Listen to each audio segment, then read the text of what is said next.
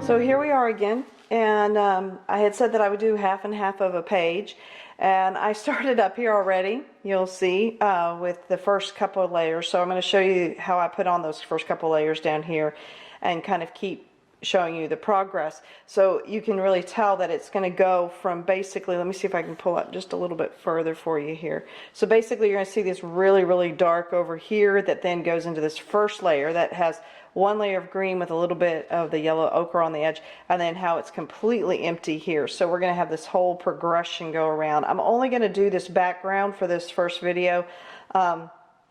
My last one was really long, and I kind of apologize for that, but it kind of had to happen that way because there's so many different elements. And then we'll go in and we'll be doing these individual elements as well, and kind of, you know, in my second one. So let's go ahead and get started. I'm going to continue on down with my green in and around here. The very first one I'm using is my apple green PC 912, and I'm doing it extremely lightly. So I'm going to try to get you back in, and hopefully I will pay attention this time and we won't see me, you know, or, well, we will see me. There we go. Hopefully we'll see me actually coloring instead of how I went wandering off the first time.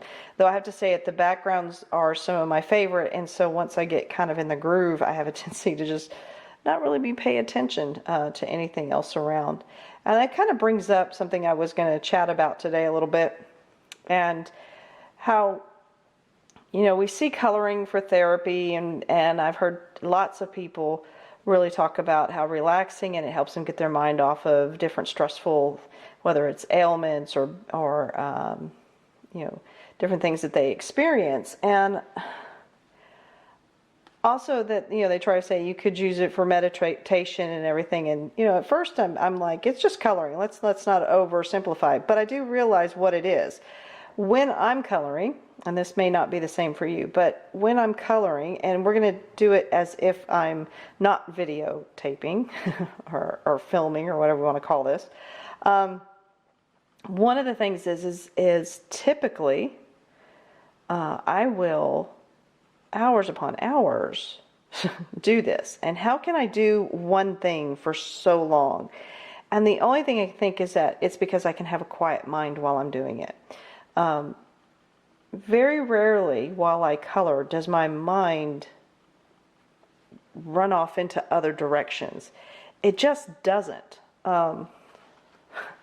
It's weird. I'm focusing on the picture. I'm focusing on my you know, the circles or the color combination, but I don't find my mind just running off and thinking about, you know, planning anything else, whether it's coming up with therapy ideas or a conversation I had with someone. I don't mull over those old ones, you know, I don't rehash.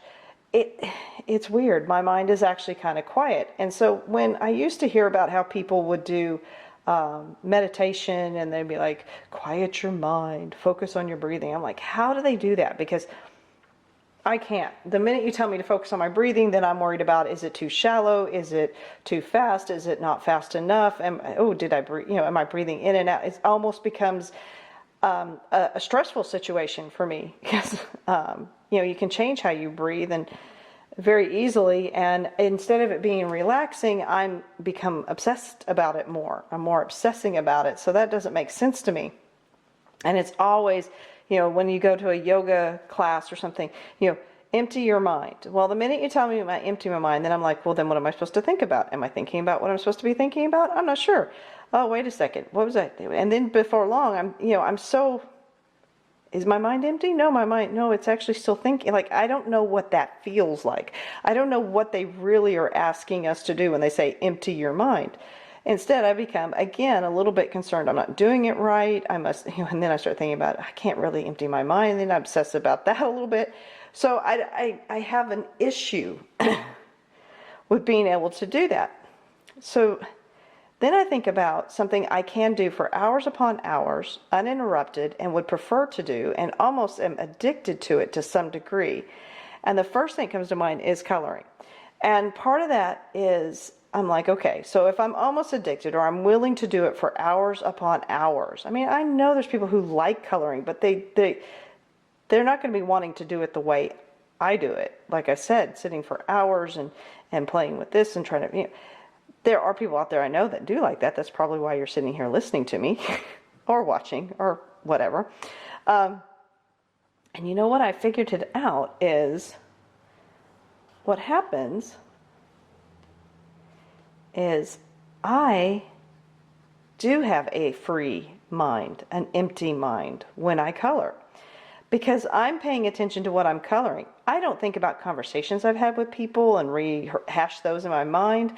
I don't think about the work I need to get done necessarily. I don't sit there like in the back of my head. I'm not going, oh, I need to make sure I do this first and, you know, plan a procedure or you know, I don't think about therapy materials I could be creating. I don't think about students that I have difficulty with that I'm trying to figure out what can I do next for them to be helpful to them. You know, all of those things that normally run through my mind. You know, an argument I have with someone or somebody says something that upsets me and I don't know how to get past it. Those things don't enter my mind whenever I'm doing this. In fact, the only thing that enters my mind, and it's part of the reason that I started filming me doing the coloring, is I wanted to talk about it. I wanted to talk about what I was doing. And once I posted a few pictures and people were asking me how I did X, Y, and Z, I knew it was easier for me to talk about it while I'm doing it than it is to try to explain or type and, you know, do that type of an explanation. But it's funny because that's really the only thing my mind wants to be on. And I can sit for hours doing this because that obviously is my relaxation point. That obviously is my, as mindfulness as I'm going to get, that emptying my mind, but yet my mind's still active because I'm looking at my colors. I'm thinking, is this the right gradient? What am I going to do next? But my mind is absorbed completely with only the coloring.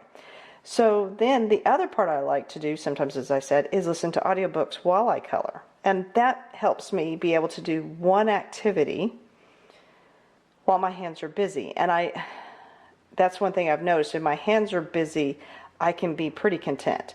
If you're just going to ask me to sit, like I don't like to just sit and watch television. I never have been able to do it.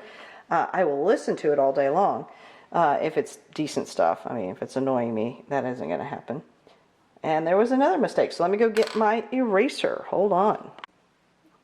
Okay, sorry about that, but I went over this down here and I checked on the other side, and that should be gold in the future, so I should not have colored that green. And I really probably should get one of those little fancy dancy electric erasers. So as I was saying, that is something that in life in general, you know, you look around at people and everybody has a screen going at some point, and everybody, you know, then they have their earphones or earbuds in listening to music that isn't necessarily what they're watching on their little screen. They're also texting while they're listening to music, and then they're also, you know, in noisy environments anyway. And it's like this bombardment of visual stimuli with audio stimuli. And I just find that coloring, I can do it in complete silence and be comfortable. I can do it just listening to an audiobook and actually be able to follow along with the audiobook and not get lost as far as the storyline or anything like that, and enjoy the audiobook. Though I have to be kind of picky about what audiobook I'm listening to. Nonfiction is not an issue or ever going to be an option anymore. I've noticed for me for my audiobooks. I cannot listen to something that I feel like I should be learning. I want to write things down, and I definitely can't do it while I'm coloring.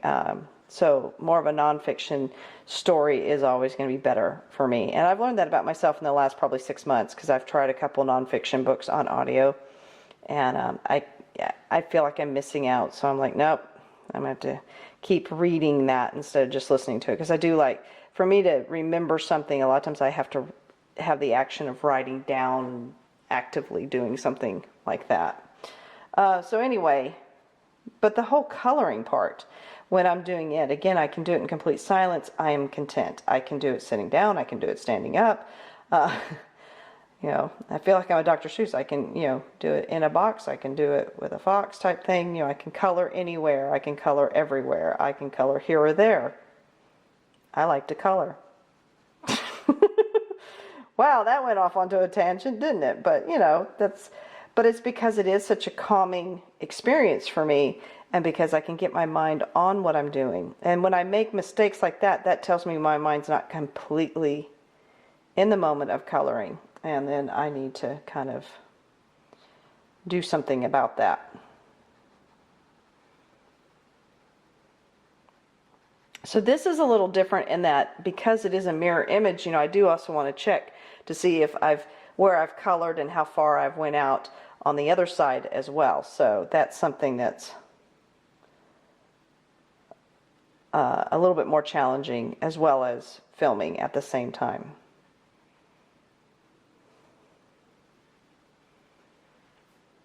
All right, so that is the apple green. Oh, nope, I missed some in here. Hold on.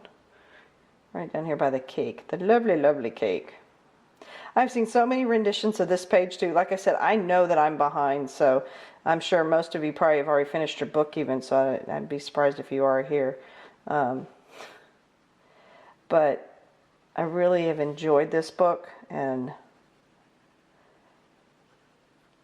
I know I'm out all the time looking for people coloring the book and seeing how they're doing and their interpretation of things.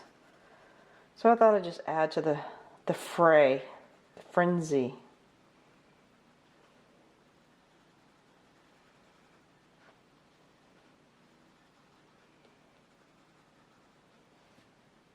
All right, that's making me feel a little bit better. So now the next one, so that was PC 912, the apple green. Now we're going to go in with this outside edging, and this is your yellow ochre. So this is the PC 942. Next we go with the yellow ochre, and I'm going to bring it right up to the green and back it into the green just a little bit. Again, starting to try to make the blending happen a little bit more. Not that I ever believe that the green and the yellow will completely blend into one another. That's not really what I'm looking for. As you can tell over here, you know, there's somewhat of a line, but it's not a distinct line, as in a straight line.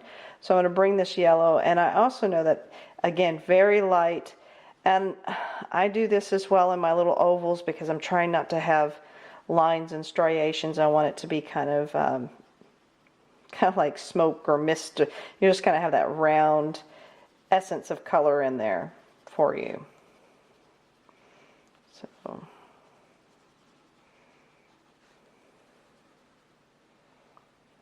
and I probably should warn you on this if you're actually, you know, sitting through and going to watch it. This one, I believe, has at least 10 layered steps to it.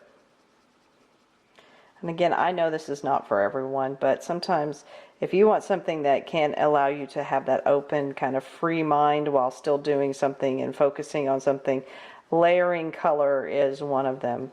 Somebody has suggested there's Passions for Pencils, and I think her name is Hetty. I have watched her almost from the very beginning. She was one of my first YouTubers that I ever watched for coloring, and she's the queen of layers. And I think just watching her as my first one has given me the joy of enjoying the process as much as, you know, any finished picture for me.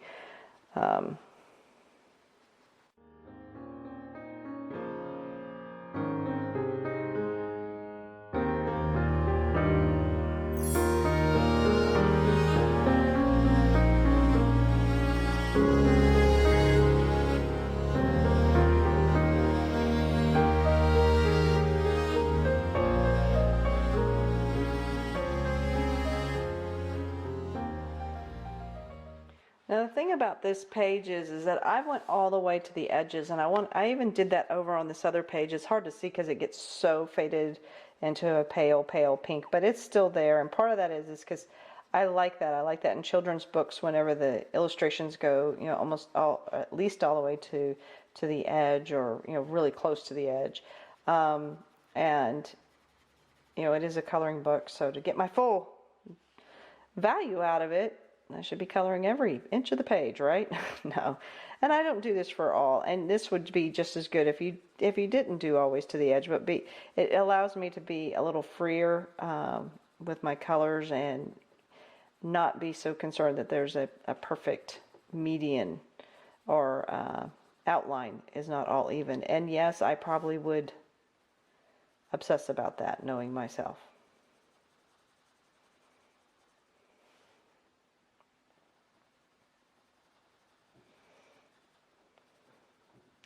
So I've gotten some coloring done this week, but not a whole lot, as you can see. And I didn't get any filming done because I was down in New York City. We had our winter break. Our school has a winter break, and that was lovely. It was nice to be able to go down there and spend time with my husband. And my son came in. He had a concert that he went to, and so that was really nice, and we were able to just kind of hang out. I also started... So I'm starting to collect and try to build up my collection of Faber-Castell.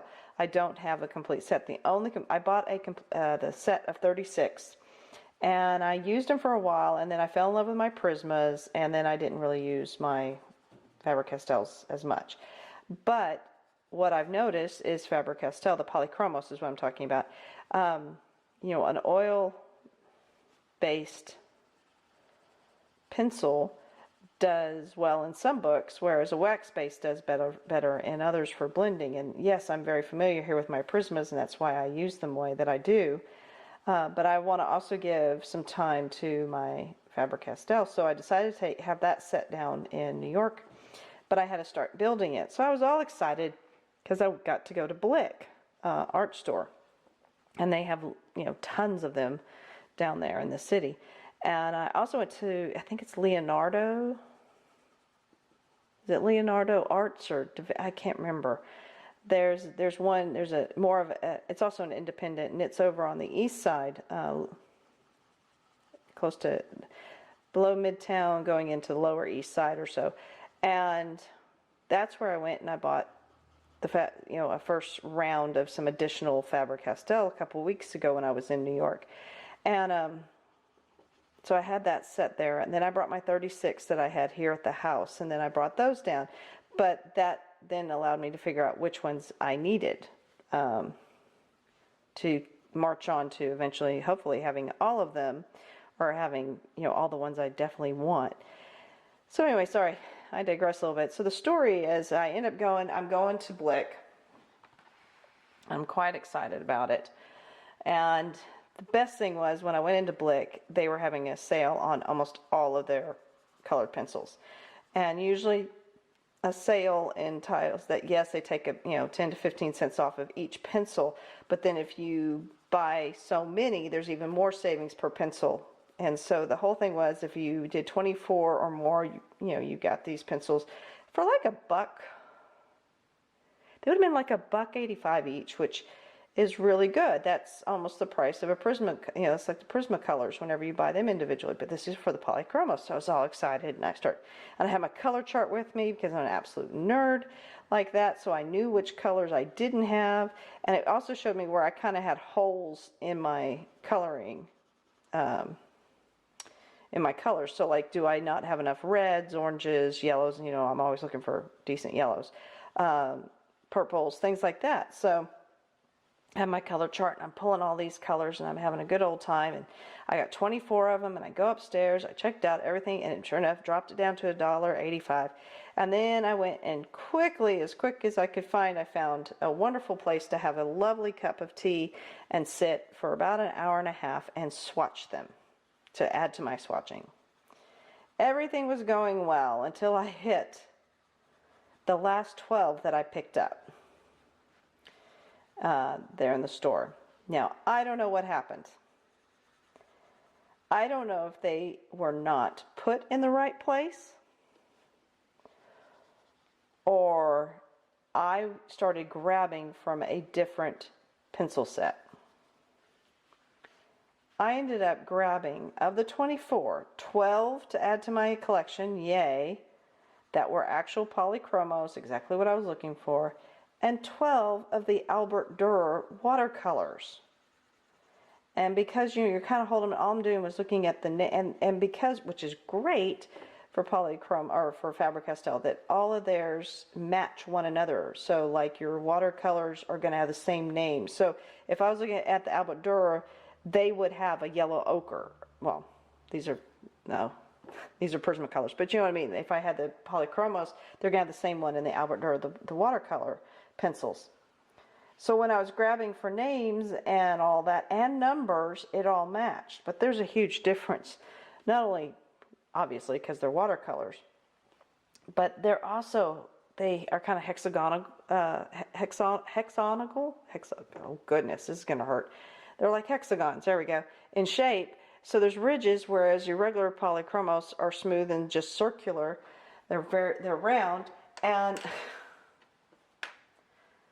silly me obviously did not pick up on that.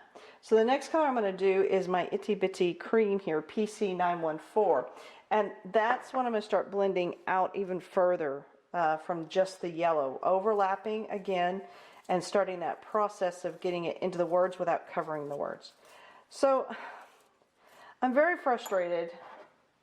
I didn't have time to be able to go back, and I wasn't going to. So now I have 12 Albert Dürers that are more of your neutral colors, because that was the last colors I was looking at on my colored chart that I needed. And so I have 12 of those, and then so and then I only increased my Faber-Castells by 12, and if I went back, I'm sure well, I can't go back now because I'm back up here in Vermont, but if I went back, they aren't going to be on sale again. So, and I really wasn't going to get any watercolor pencils. I have my ink tints, which are different than just a watercolor, but you know, I was trying to just focus on one set at a time, and now I have 12 Albert Dürers. And I'll use them at some point and probably fall in love with them and then want that whole set. So, you know, it's like, so that was frustrating. But at the same time, I did at least get additional colors. And my coloring chart is starting to fill in with the Faber-Castells. And I plan on using them a little bit more. So as you can see, I'm just kind of using it to blend into the words here from the yellow. And I'm not pushing really hard. However, I do end up pushing a lot harder on this cream than I do anything else. And I have to be careful because it does start blending colors maybe before I really want them to. And the bigger thing is, but how far back my hand is, it's good. I won't be burnishing. I can't press hard enough to burnish at this point. But if I was up close, I would. But I do like this cream to kind of start building that coming out a little bit, the from dark to light into the words. I back all the way up through the yellow that I've already done the yellow ochre with this cream, even into the green, just to kind of, you know, trying to help make that blend continue to happen. So yeah, so that happens. Now I have a bunch of, you know, I'm going to do something. I'm going to turn this over because it'll be easier for me to get to and maybe not make. So now we're upside down. So enjoyed that. And we're just going to do from the edges here. I'm sure I'm not the only one that has to flip their book upside down and all around. So yeah, I have watercolors now that I hadn't planned on buying, and I'm trying to stay focused with my purchases. So, oh well. I need to probably play, and I will play with them a little bit and see what they're like. I'm not a, you know, I like my ink tints a lot, but I mainly, the only way I use these type of water-based mediums is as that initial layer, that bottom layer, kind of like what we're doing here with the cream or whatever. And I also do that, as you can tell, with the pencils. So I don't know, and watercolors of any kind, even the ink tints, you know, they do leave their little lines and other color, just, you know, kind of like where it's heavier at one end and lighter at the other. So I can't get a consistent background necessarily with them. It always will have a watercolor look. So, I don't know.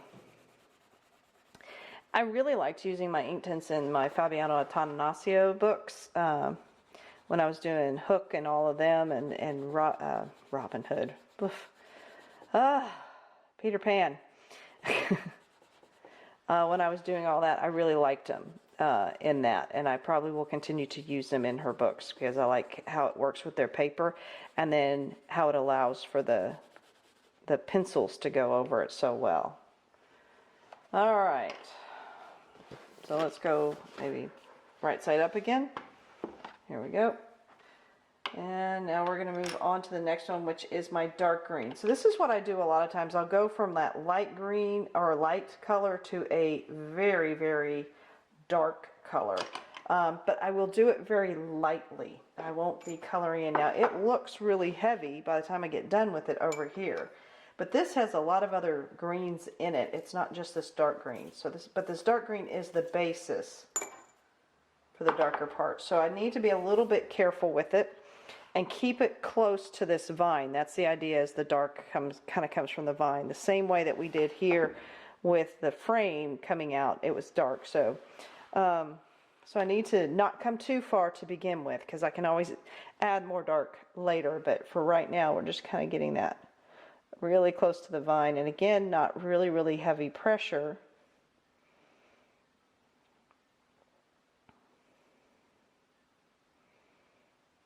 And I want to do it light enough that when I do come back in to blend it, it will be blendable. Like I said, you can always add. It is very difficult to take away. Especially when you don't have one of those fancy dancy erasers, as you saw I didn't have. So I'm doing it really close to that vine and then just coming out a little bit.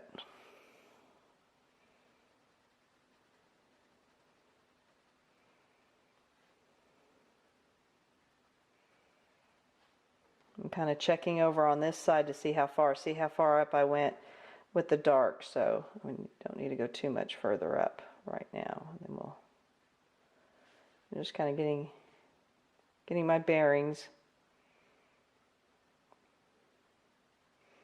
And what's kind of interesting with Prisma Premiers, already I can feel, there's going to be mixing going on already. And I'm not anywhere near burnishing because I am keeping it as light as I can.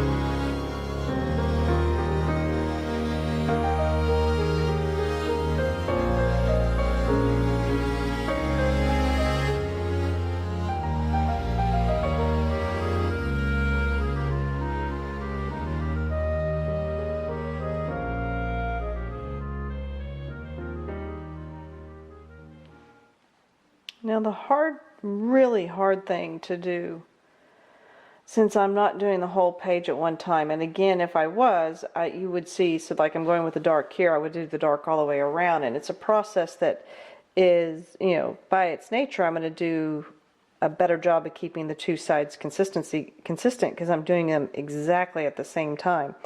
So it will be a little bit more challenging for me doing it this way. The first page was the same, where I'm writing down the colors in the order in which I've done them and then trying to repeat it again for us. But yet I'm having to constantly check to the other side to see how far I'm going out with this dark versus what was over there. Another important reason to be doing those lighter layers.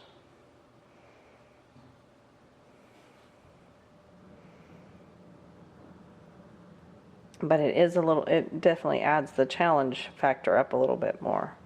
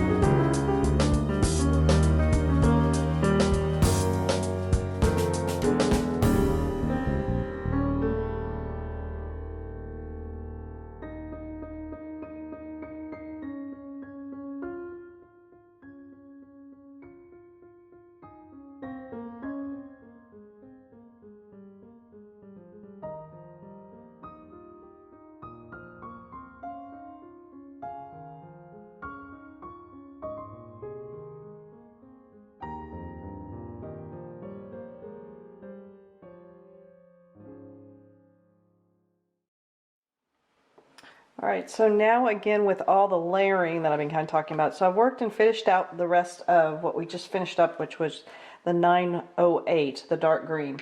And now I'm going on to my 5th layer. Again, this is quite a process. And I'm coming back in with my original first layer, which is my apple green 912. And it's about starting that, really getting that blending, both between the yellow a little bit probably, but more between this green. So you can see a really harsh line.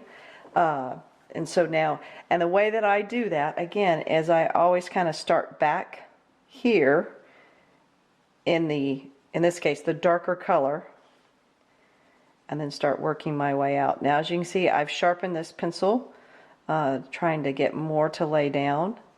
And then I kind of feather it out is the idea, just kind of bringing it out and to kind of darken that immediate merge so that it is more of a blend.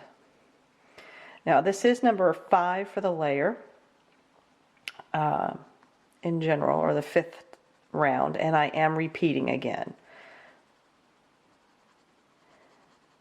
And there's going to be a lot of looking here and then checking over to the other side to see that I'm getting the same color gradient.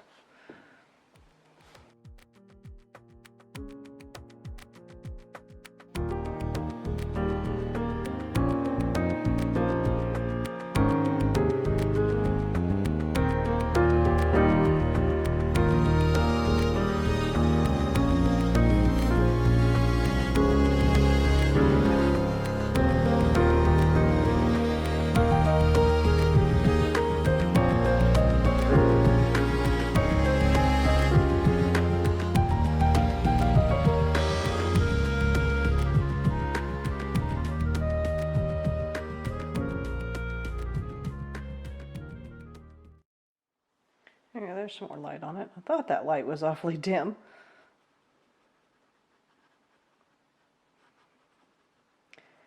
So today is another snow day. I think we have more than used up our 5 allotted snow days. I think I think this is number 7. I have no idea when I'm actually going to get out of school and stop working in the summer, but you know, I will take these days, because one thing that's nice about having snow days is it isn't like there's a lot of other things for me to be doing, like, you know, gardening and things, other interest. Instead, it's a perfect day, a snow day is, for coloring and reading, so I don't mind. And I hate to say it, but when it falls on a Friday, it definitely makes for a lovely, lovely longer weekend. Only downside is my hubby was supposed to be coming up this weekend, and I don't think he's going to be able to make it because of the weather, but we shall see. Right now, it's absolutely gorgeous. It is a wet, sticking snow, so all the trees are outlined in snow, and I don't know how many inches we've already gotten, but it looks like it's tapering off a little bit right now. But it is lovely. It also makes for great light in the cottage here, because you know that glare or the light reflecting off the snow makes a lot of light come in to the cottage. So also making it really, really useful for trying to do a bit of coloring.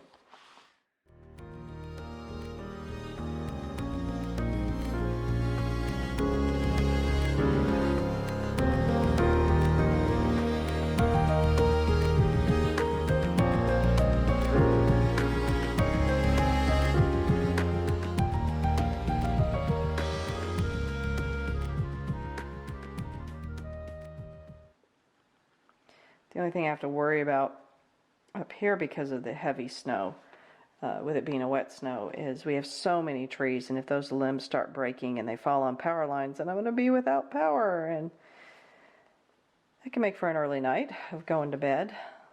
I don't color very well by candlelight.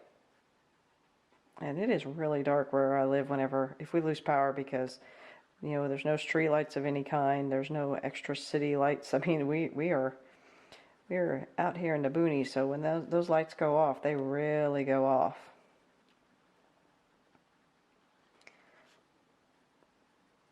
Went and had a lovely lunch with my next door neighbor. She called and invited me over since she knew I was at home since with the weather, and she can see that my car's in the driveway, and most likely school was canceled, so I'm sure she figured that out. And, that was lovely. Very nice of her.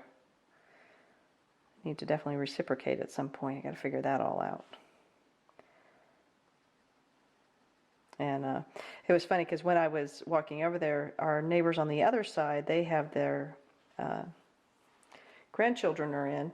They obviously probably are like on a spring break or something, but they were down here. And the grandchildren were cross-country skiing, and they came across our property because it's along the river. And I saw them coming, and they were heading to my neighbor I was going to. So we all met outside, and the kids are cross-countrying and zooming about with really long, thin skis. And told them they could come over to our pasture because we have a bit of a little tiny hill, and it'd be kind of fun to swoosh down. So they came over here and did that, and then they went back. So, but it was nice. Nice to see everybody outside. The temperature wise is really mild, and really comfortable to be outside. But I don't know what else we're in for if we're going to get anything more after today, but I was glad that we called it a snow day. It definitely makes me feel better as far as for driving, because a Texan, basically raised my whole life in Texas. My driving in snow and slush and ice and all that, that's a experience that I don't have a lot of, and so I need to learn to do that slowly instead of as I'm feverishly trying to get to school. So they do a nice job about calling around here. But it does mean that, like I said, I think we're over our snow days already for this year, and it might mean that we have to go a little longer in summer. But the nice thing about summer is it stays light for a long time. So if I'm getting off and coming home at 3 o'clock, 3:15 in the afternoon, I still have some time to be outside, because my love that will start kicking in once I can get outside is I have a complete empty palette, a blank canvas, so to speak, for my for gardening, and I am looking so forward to starting a process that will take me many, many years to do, but I've been using the time to make some plans and things for my gardening, and I'm not so much worried about vegetable gardening as just landscaping and getting some beautiful flowers around. I am very fortunate where I live in that we have a wonderful farm to market stand type thing, a farm stand that I can get almost every type of vegetable I could want in the summer. Very, very fresh, and it's up to them to take care of it, and it looks wonderful, tastes wonderful, and it's a way to support, and it means I don't have to go in a grocery store. Woohoo! So I might do a few vegetables, but that's more probably because they're pretty and or easy to grow, or just out of curiosity. But as far as providing, doing a vegetable garden for the sake of produce and vegetables only, that I don't know that that's going to be what I'll be doing. I might do a few mixtures, and I like herbs. I love growing herbs. That's another one that I really like.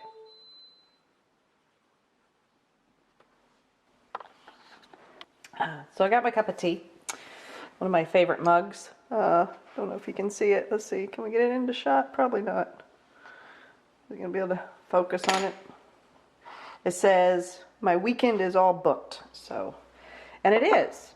I just get a 3-day weekend this weekend because of the snow. So yay. That's always good.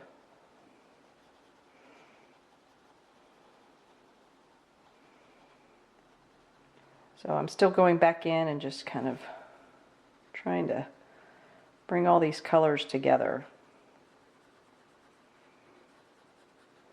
I have so many works in progress. And then I see a new technique or something that I want to try and see if I can do, and off I go with another work in progress. Maybe I need to figure out a month where all I do is go back through any of my books, find all the pages I haven't finished, and that's all I do is finish it up for the whole month. I don't let myself start anything. Yeah, like I have control over that. who knows? Coloring.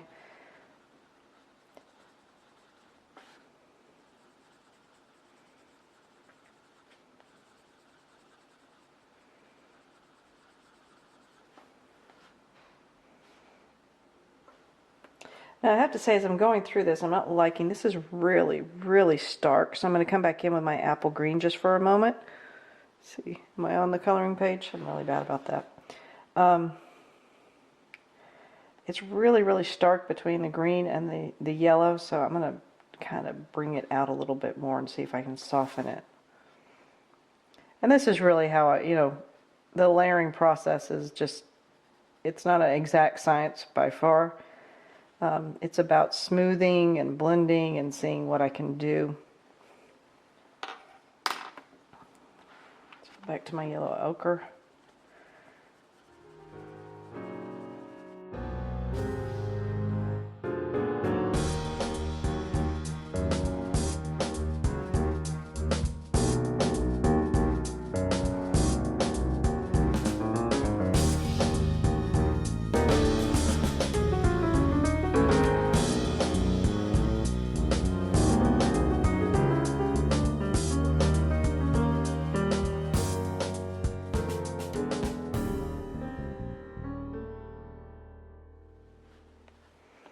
And one of the other things I need to do is also bring it out a little further.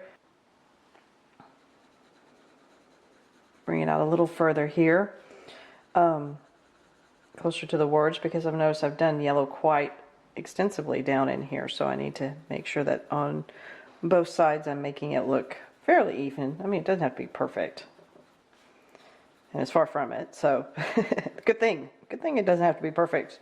Young lady, it's not very perfect now, but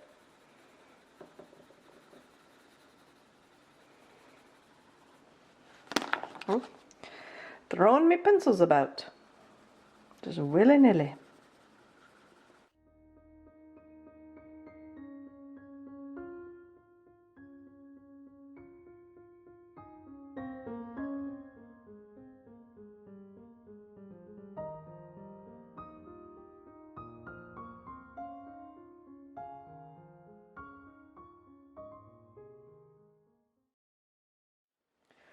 Hopefully I'm not the only one that has a tendency to flip their books all about to get to the right angle. Most of the time it's just to get me a good spot to rest my hand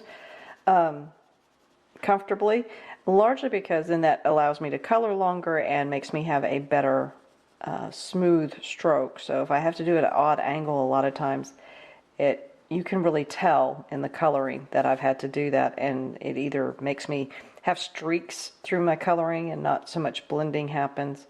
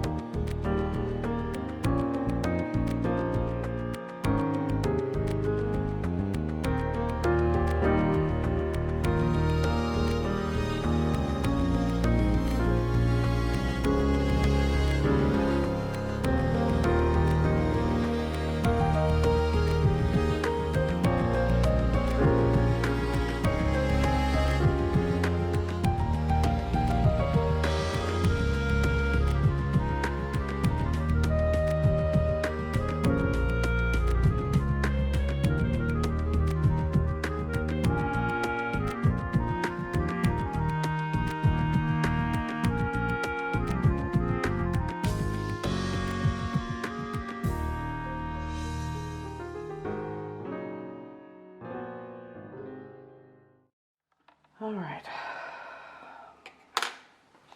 so let me pull out just a little bit to show you where we're at. So if we look at this, it's starting to look a little even. There definitely is a darker bit around here and there, so then on this side, so we're going to keep going. But I think we're getting much closer. And then what I'm going to do is, this will be just like I did before where I had the background. Then what I will do is do a separate video when I go to do all the elements. So a lot of these elements though that you're looking at are things that we've done very similar. So any of this around here, which is going to be the gold, so if we look down here, and you can see that gold. That's going to be the same gold that I did on the other page, the initial one. So, and doing that all the way around. Here it's, you know, using this, a lot of the same colors. We've got a couple new colors, and, you know, like the blues are still the basic blues that I used over there. Again, I'm trying to create more of a cohesive color scheme. I only have a certain amount of colors that I've chosen out of my 150 Prisma Premier set, and I'm keeping myself to that. So I really want to just use those colors so that they're repeated throughout the book, and it kind of gives that cohesiveness. That's what I'm trying for anyway.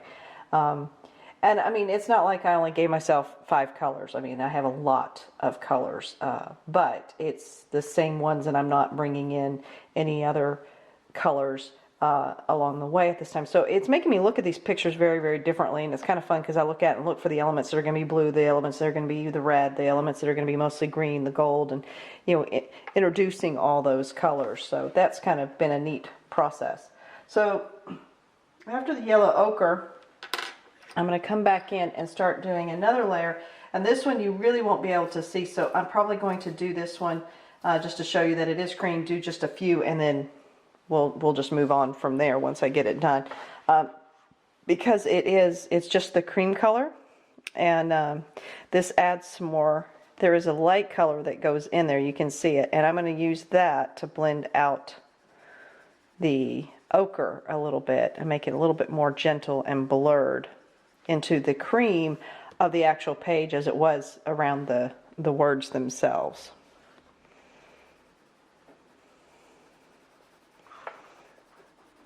But like I said, it's not something you can really see, so I'll just go in and do this quickly, and then I'll be back with the next color, which is where we're going to start really deepening this green around. So now I've done the cream, and what I did is I just really used it to blend this way into the words, so it kind of looks like it just kind of disappears. But now I want to really start building the deepness of this green, and I'm going to do it using this marine green. And this is a part where you really have to do restraint, because you're not bringing it all the way back out, but you're kind of shadowing. And I'm using that vine once again as my guide to this deeper shadow.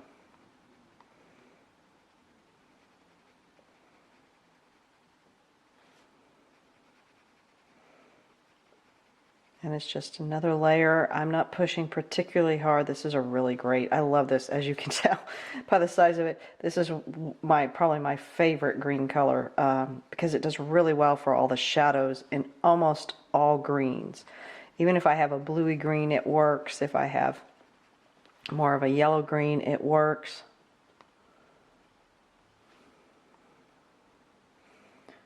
I'm just pausing for a moment to see what I did over here, of how dark it is, but it's not quite so dark.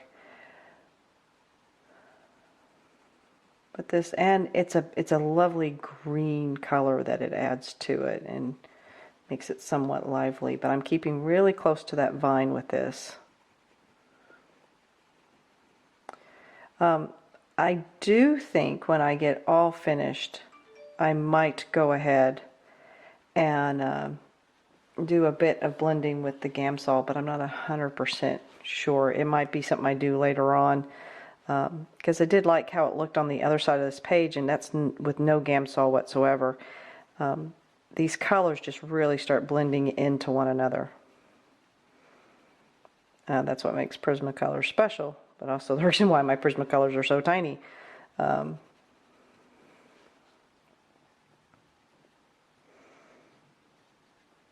But I think I have at least probably 2 more full-size one of these. I have a tendency to pick them up all the time because I know that this is just a color that I use a lot.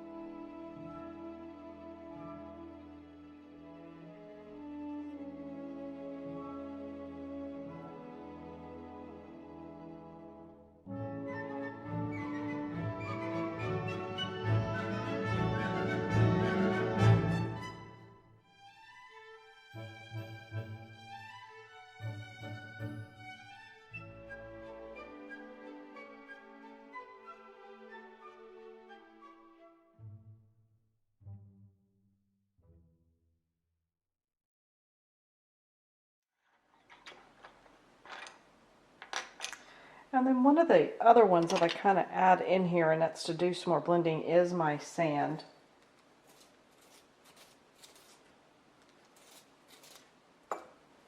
So here we have sand coming in, and I'm just using that to blend back in to what I just kind of did.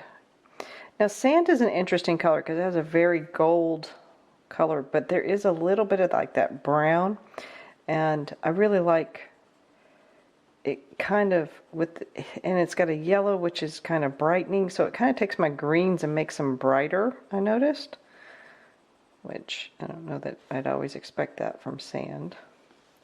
But again, it's all about just trying to smooth out. And then there's going to be two more colors that I come in that really darken it up and brighten it at the same time. So I'm going to go around and just do a little bit of sand here and there, kind of doing that blending, and then I'll be back with those other colors. So to get that final deep color, I am going back through a little bit with the dark green, and I'm just going to show you right around in here. Again, really close to the little vine, the little golden vine that I have going through here. And this is just your dark green 908. I'm doing another one, and that's kind of taking that marine green and mixing it all in with the colors that are already there.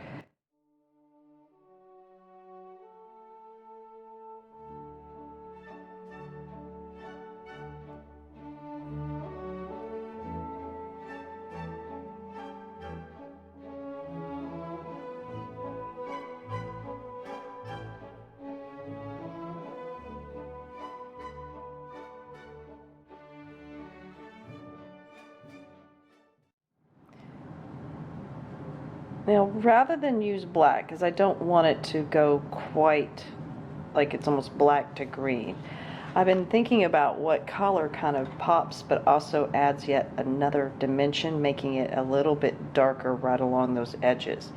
And while I was thinking about it, you know, I tried to think of other colors other than black. Just like when I use black, a lot of times, even to get a really dark black, I have to use other colors. And what I've come up with is that I'm going to go ahead and use the indigo blue to really get that final little thing. And I've done that over on the other side, and I like the way that it looks. And it does make it get even more intensified for the color. And that's what I'm looking for, just that next layer of intensity. And as I have said numerous times before, please understand that this is not the only way to get these. I could be possibly doing 4 layers more than I really need to, but as I said, you know, I don't break what isn't broken for me, and I don't mind the process. I actually enjoy it. I'm still trying to think of different ways I might do backgrounds, but I really like this, especially with the vine and the framing that we already have that's provided by Johanna, that she's already drawn. So this is going to be, it's Indigo PC 901, so it's indigo blue. And you know, at this point, it's not going to suddenly just go all blue, but it really has this kind of intense. It darkens it without making it go flat and black. But we get yet another little layer of darkness.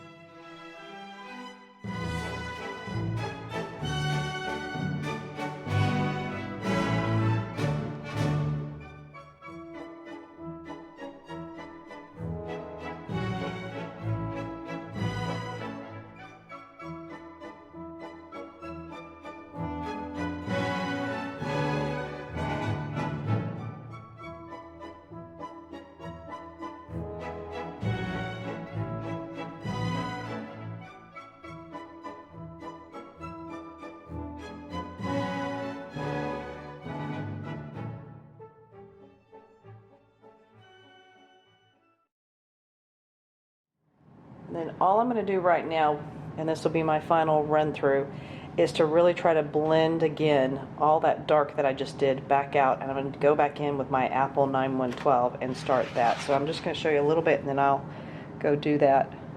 But again, this is a good transition green, getting it back out. And I will just fiddle with this until I'm really happy with it. But I want to kind of extend that green and smooth that transition a little bit now that we've got all the dark colors in and we're at those last final steps. Yeah, it's kind of funny. You look at these two, you kind of can tell. Let's see, I don't even know if I have, do I have a normal size there? So that's where those at one time were, and they're that much shorter now. So the apple green and the marine green I really have a tendency to use a lot of.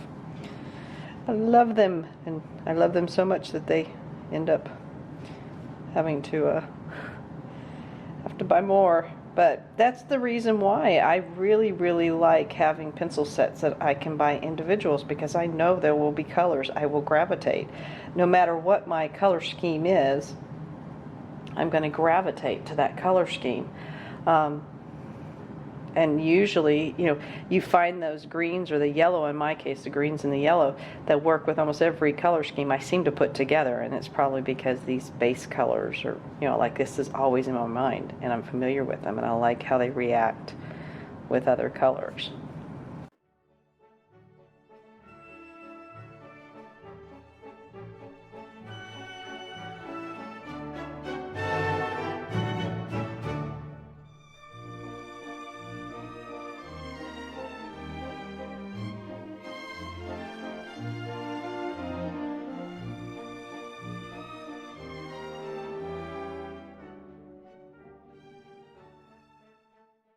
Here we go.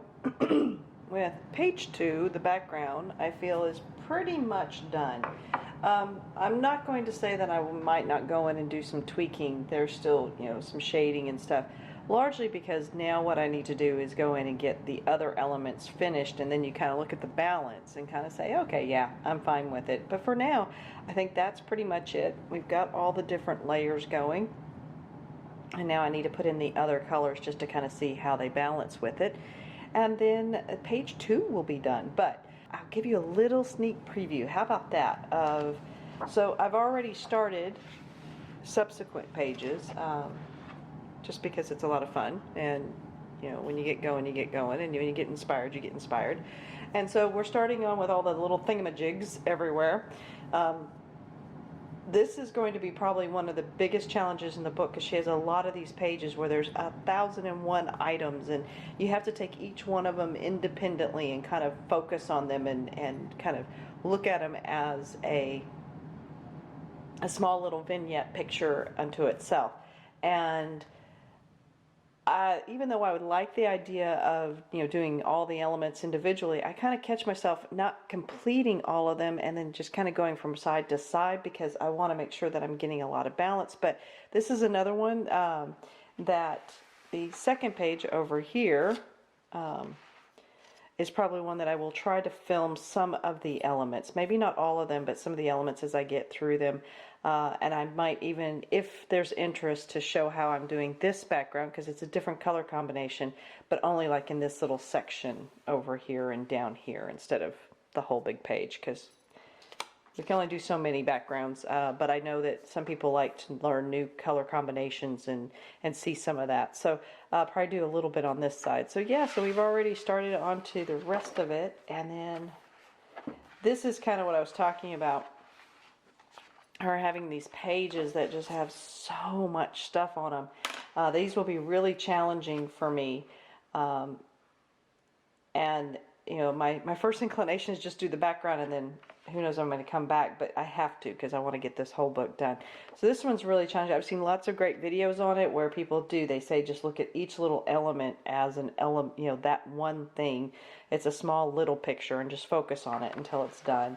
I know there's some more pages. I mean, this one's got tons of stuff on it, but throughout the book we have quite a few. So we will continue moving on, but our next one, when you and I see each other again, the next Inky or Ivy and the Inky Butterfly will be finishing out these, just so you can see the colors and what I chose. So thank you so much for joining me on this. I'm having a great time. I hope you're enjoying it as well. So please stay safe, and everybody keep coloring those pages. Have a great night. Bye bye.